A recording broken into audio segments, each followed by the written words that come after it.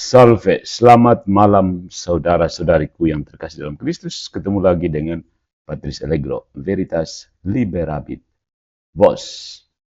Kita membahas sebuah argumen apologetik Katolik yang paling efektif dan paling efisien melawan Protestantisme. Coba praktekkan saja. Nah, setelah hampir setahun berjibaku melawan Protestantisme, setelah sekian lama berjibaku melawan Protestantisme, meskipun cuma melalui video-video pendek, tapi saya bisa menampung berbagai macam asumsi-asumsi Protestantisme.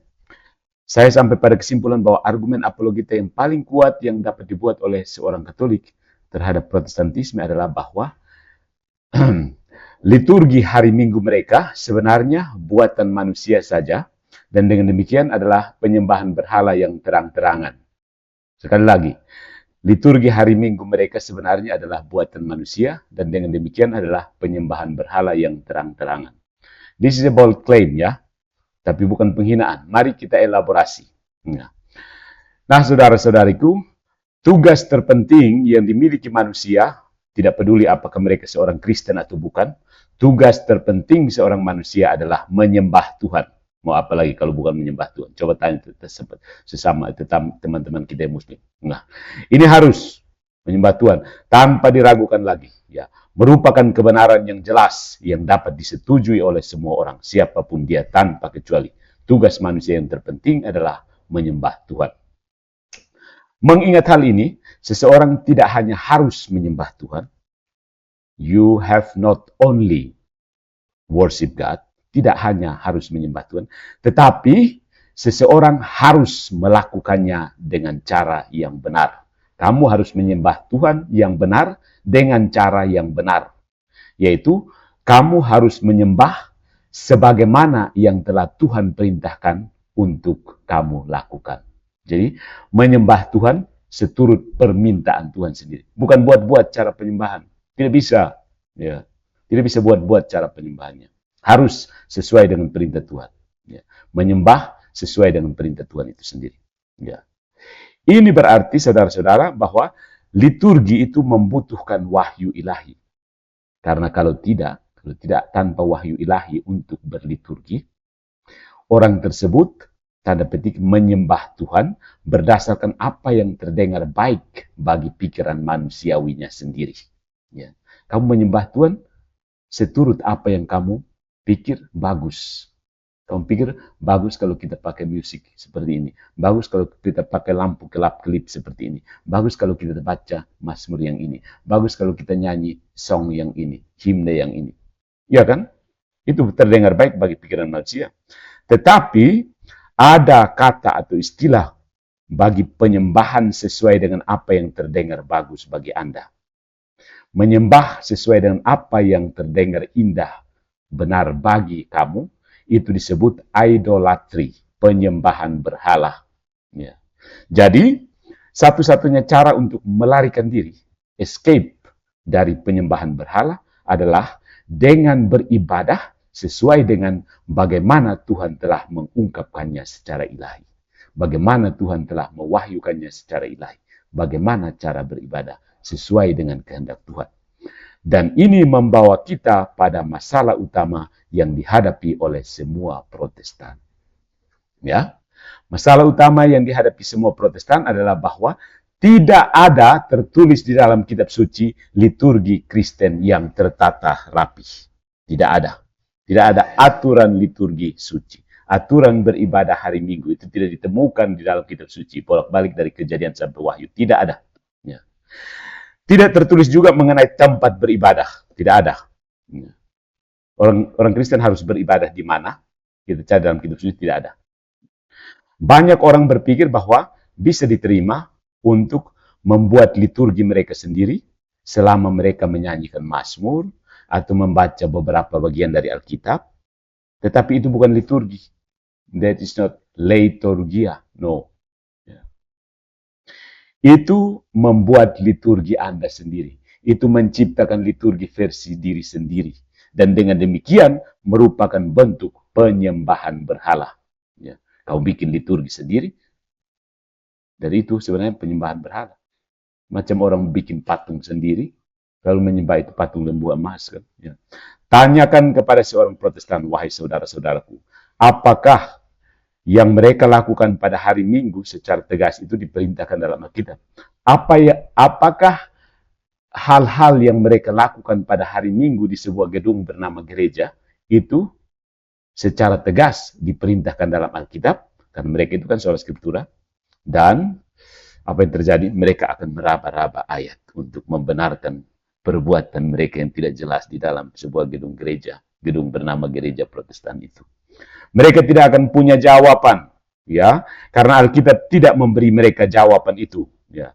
Protestan kemudian perlu diberitahu bahwa satu-satunya cara mereka dapat menghindari kesalahan atas penyembahan berhala pada hari Minggu berikutnya nanti ini, yang akan datang ini adalah bagi mereka berhenti melakukan apa yang mereka lakukan pada hari Minggu, setiap hari Minggu itu.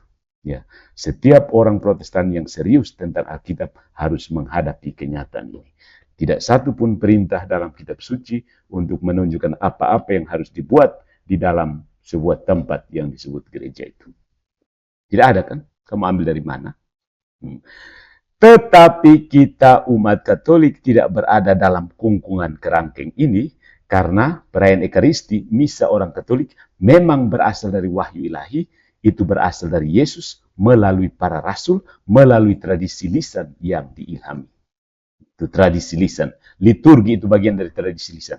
Ya. Kalau kamu menolak tradisi lisan, berarti kamu punya liturgi tidak ada. Dan demikian kamu hanya menyembah berhala di situ. Yang kamu lakukan hanya apa? Bible study. Begitu. Ya. Sola Scriptura langsung terbantahkan di sini. Ya. Argumen ini adalah apologetika yang setara dengan kryptonit untuk seorang Protestan. Kryptonit itu apa ya? Sesuatu yang langsung meleleh. Ya.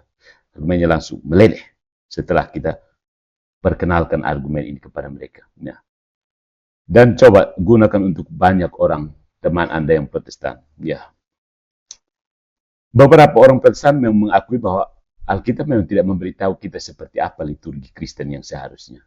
Dan menurut mereka, liturgi itu hanya aturan. Kamu mau menyembah seperti apa, itu terserah kamu. Nah, itu masalahnya di situ. Terserah kamu itu jatuh ke dalam penyembahan berhala. Idolatri, karena kamu menyembah Tuhan sesuai dengan maumu sendiri. Maka orang Kristen secara teknis sebenarnya tidak harus beribadah pada hari Minggu dan tidak harus beribadah sama sekali. Ya, itulah efektivitas dari argumen yang kita bicarakan di sini. Ya. Berdasarkan soal Scriptura, orang Kristen tidak perlu beribadah pada hari Minggu, bahkan tidak perlu beribadah sama sekali. Ibadah itu hanya bla bla bla begitu saja. Dan itulah relativisme, indiferentisme, agnostisme, protestantisme.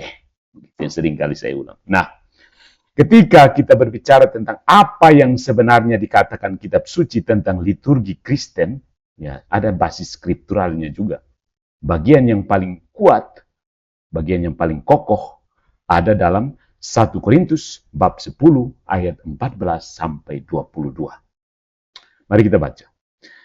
Karena itu, saudara-saudaraku yang kekasih, jauhilah penyembahan berhala. Aku berbicara kepadamu sebagai orang-orang yang bijaksana. Pertimbangkanlah sendiri apa yang aku katakan. Bukankah cawan pengucapan syukur yang atasnya kita ucapkan syukur adalah persekutuan dengan darah Kristus? Bukankah roti yang kita pecah-pecahkan adalah persekutuan dengan tubuh Kristus? Karena roti adalah satu, maka kita sekalipun banyak adalah satu tubuh. Karena kita semua mendapat bagian dalam roti yang satu itu. Perhatikanlah bangsa Israel menurut daging. Bukankah mereka yang makan apa yang dipersembahkan mendapat bagian dalam pelayanan mezbah? Apakah yang kumaksudkan dengan perkataan itu? Bahwa persembahan berhala adalah sesuatu atau bahwa berhala adalah sesuatu? Bukan. Apa yang kumaksudkan ialah bahwa persembahan mereka adalah persembahan kepada roh-roh jahat, bukan kepada Allah. Dan aku tidak mau bahwa kamu bersekutu dengan roh-roh jahat. Kamu tidak dapat minum dari cawan Tuhan dan juga dari cawan roh-roh jahat. Kamu tidak dapat mendapat bagian dalam perjamuan Tuhan dan juga dalam perjamuan roh-roh jahat. Atau maukah kita membangkitkan cemburu Tuhan? Apakah kita lebih kuat daripada Dia? Nah, dalam bagian yang indah ini, saudara-saudari, Paulus menyamakan ibadah buatan manusia dengan penyembahan berhala.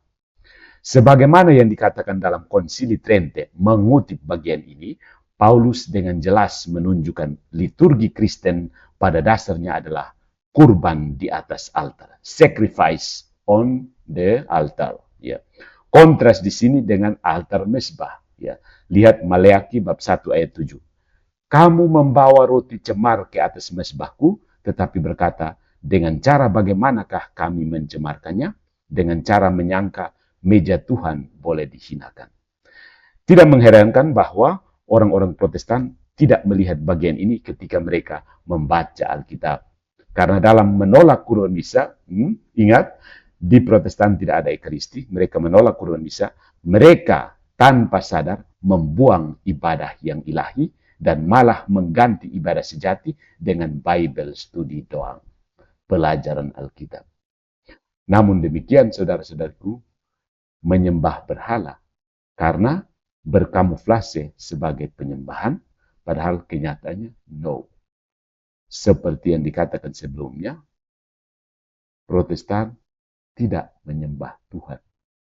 No. Mereka menyembah diri sendiri. Got it?